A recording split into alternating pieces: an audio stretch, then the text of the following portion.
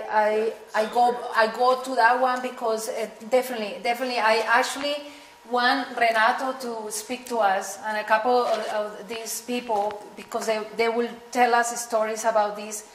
The march was beautiful. What was a little sad about it is that it gave more importance to the kidnapping that it did to the atrocities of the paramilitaries.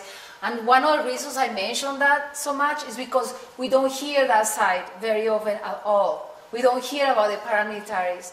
And and that makes sense that we will not hear about them because they're connected to the army. And as Lynn pointed out, that's connected to where we send money.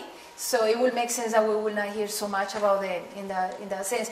But it's not only here. In Colombia, most people focus on the guerrillas and not on the paramilitaries. Now, as I am in the town, I will think it's lucky if I meet the guerrillas versus the paramilitaries. Yeah, in many ways. Though I would not like to get kidnapped. Yeah. But I will, please remind me to go back to that because Renato will tell us a story. And my question's a little bit similar because it starts with basic goodness. Yeah. And how far disconnected, I actually dreamt about this last night, how far disconnected people get from basic goodness to be able to commit the atrocities that the military, what happens to people? How can they get so far disconnected from basic goodness that they can torture people? Yes. I am missing a blackboard. Can you tell? I'm right here. Basic goodness, disconnection, meditation. Yes, I knew I was putting myself or holding the stage quite high by starting speaking about basic goodness, because that is starting a discussion about violence with basic goodness. It's like, boy, that's probably we will conclude that there is not such a thing. But I did want to start with that because, once again, if it is true that reality, as the Sakion said it, actually I had it with me, yeah, as the Sakion said it and reminded me, and of course his father spoke about that as well, we are all perfect exactly as we are right now. And the world is perfect as it is right now. It's terribly confusing to hold that at the same time that we hold the tremendous devastation and pain that we encounter daily. And the idea, of course, is that we are so incredibly engaged in our misery. The keynote speaker at the conference yesterday in Europa made this point beautifully. So incredibly committed to our collective and personal misery that we will absolutely fight to the end the notion that actually things could work out beautifully. But I'm holding there, and I'm not holding it there because it's so clear. I'm holding it there because the question always is, how could we hold these two things at the same time? How can we hold this profound devastation with the precious concept that actually not only Buddhism has, but all of you know who the Sakion is, by the way? Most of you do know, but he is the spiritual leader of Shambhala. He's a very cute, good-looking guy, but that's another conversation.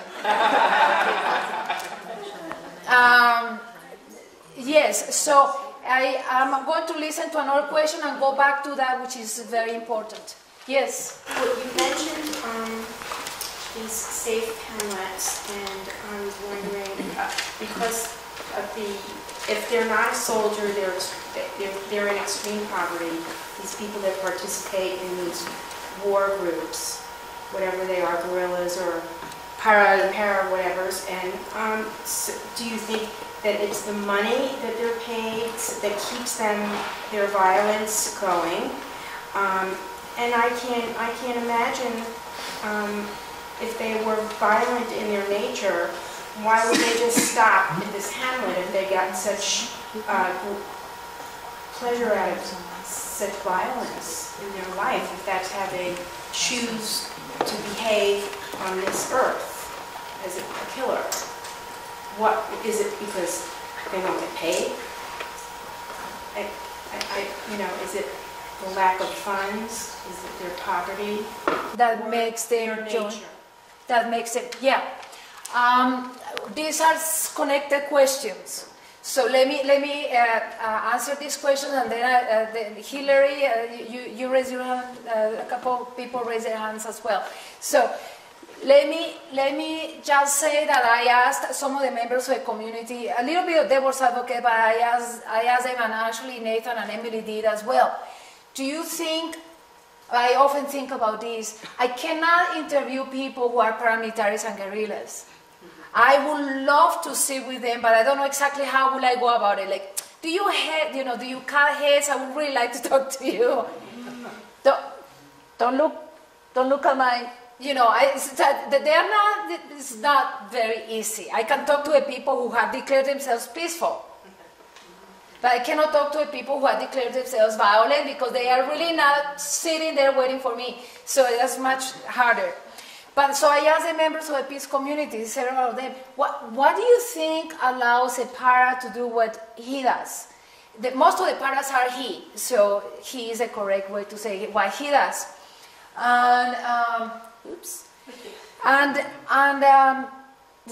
Somebody asked, do you think that they are like that? I mean, like they're evil? And the answer was, no, they are not. Well, yeah, there are people who do have a problem, and they are kind of like a little nuts.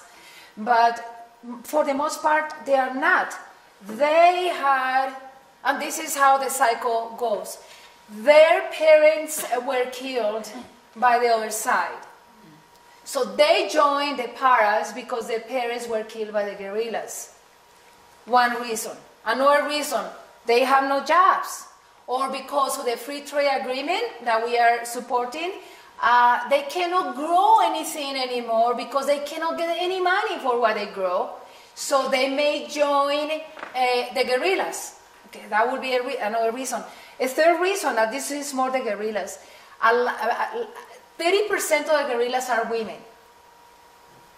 Not the paras. The paras are guys, but the guerrillas, 30% of them are women. And according to some journalists, this one, Patricia Lara, that I interviewed, 100% of the women who joined the guerrillas because of sexual or domestic abuse. They are escaping daddy, they are escaping their brothers, they are escaping their husbands, and they do see the guerrillas as a safe haven for them. Like a place where, one, they will be respected, two, they will be armed. Right?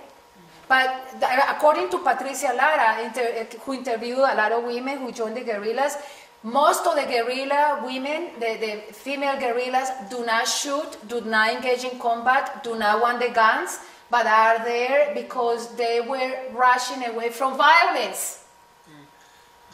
And the guerrillas give them a sense of community and family. Does this sound familiar? This is exactly what happens with gangs in the United States, right? Gangs, exactly. Gangs, young men and women join the gangs because they feel unsafe, or because they don't find home at home, or because they need friends, or because they want to be protected and feel that they belong to something. So actually at one level, gangs are very nourishing to people. Very nourishing. And the same thing happens with a lot of the women who join the guerrillas. So, but to go back to the question, no, the members of the peace community who know, okay, if you are a peasant there, you're a member of the peace community, it means that you have family who are guerrillas, you have family who are paramilitaries, because that's the context, right? So they will know about that, and they said, no, they have reasons, causes and conditions for that will explain why they join one side or another. Now, that was I have a little theory, because I have had this discussion with my sister. My sisters and my mom will speak of the paramilitaries as deranged psychopaths. And I say to them, I wish, because that will give us an explanation, but they are not deranged psychopaths. You cannot control, handle